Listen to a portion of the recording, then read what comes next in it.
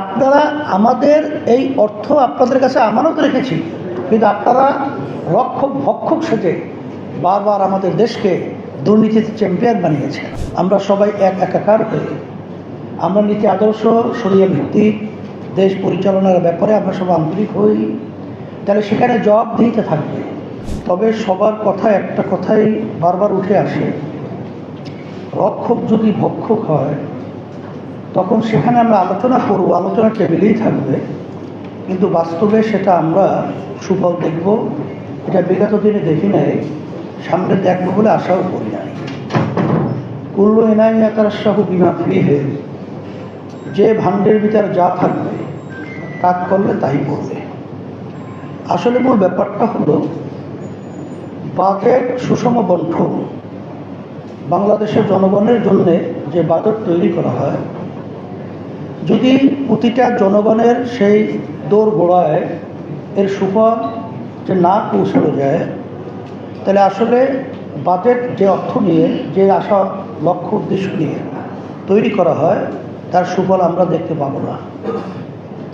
এর জন্যই আমরা বারবার বলে আসছি যে বাংলাদেশের স্বাধীনোত্তর যারাই রাষ্ট্র পরিচালনা করেছেন আর বর্তমানে যারা দেশ পরিচালনা করছেন, অন্য অন্য সরকার, এই সরকার কিন্তু একটু ব্যতিক্রম। কারণ এই সরকারটা কিন্তু এসেছে অভ্যুত্থানের মাধ্যমে। আপনাদের সেই অভ্যুত্থানের যে ইতিহাসগুলো, বৈষম্য দূর করুন, জুলুম নির্যাতন, এক কথায় হকদারের পাওনা, সেটা যখন নাকি বৈষম্য করা হতো, এই জন্যই কিন্তু এই গণ অভ্যুত্থান হাজার হাজার এই বাংলাদেশের তাজা প্রাণগুলো ঝরিয়ে, পঙ্গু হয়ে, চক্ষু হারিয়ে যে আপনাদেরকে উপহার দিয়েছে, সেটা আপনারা ভুলবেন না। এটা বিশেষ করে আজকে আমরা এই গোলটেবিল বৈঠক থেকে বর্তমান সরকারকে আমরা বিশেষ করে অনুরোধ করছি।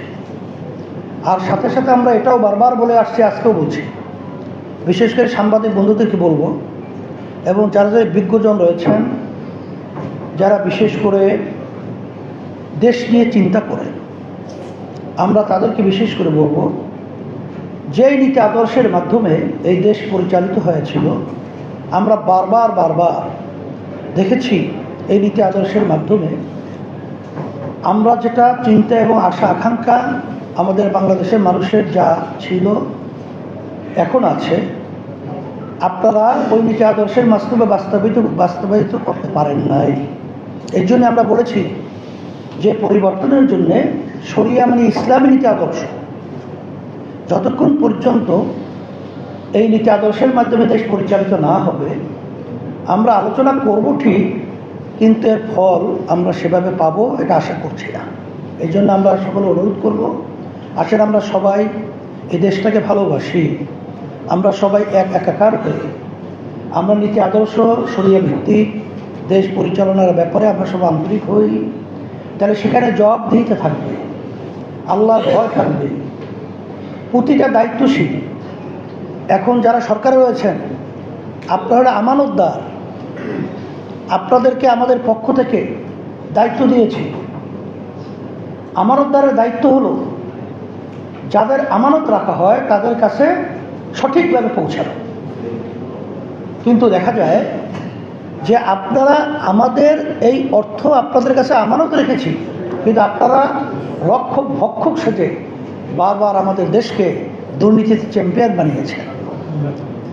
বাংলাদেশের আজকে সর্বক্ষেত্রে আমরা যখন নাকি আলোচনা করব, দেখব কোথাও কোনো সুন্দর পরিবেশ আমরা দেখছি না, না শিক্ষা খাতে, না চিকিৎসা খাতে, না কোনো এক কথায় উন্নয়ন খাতে, কোনো ক্ষেত্রেই আমরা দুর্নীতি ছাড়া কিছুই দেখছি না। এই জন্য সকলকে ধন্যবাদ জানাবো, আর সরকারকে বলবো যে আপনারা যে বাজেট পেশ করছেন, এখানে ঋণের কথাও আমরা দেখেছি আপনারা আলোচনায় নিয়ে এসেছেন।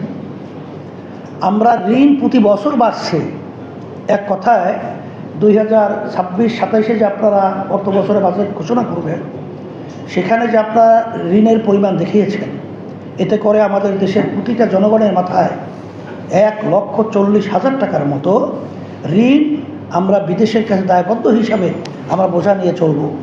এটা হতে পারে না। এটা আমাদের পরিবর্তন করতে হবে। এই জন্য আমরা সবাই যদি দেশকে ভালোবাসি, মানুষের কল্যাণ চাই, আসেন আমরা সবাই একাকার হয়ে আমরা যেন এই বাজেটের মাধ্যমে আমরা প্রতিটা জনগণের যেটা চাওয়া পাওয়া সেই লক্ষ্যে আমরা পৌঁছতে পারি, এবং সরকারকে বলবো পৌঁছাও দেওয়ার ব্যাপারে আপনারা আন্তরিকভাবে সচেষ্ট হবেন।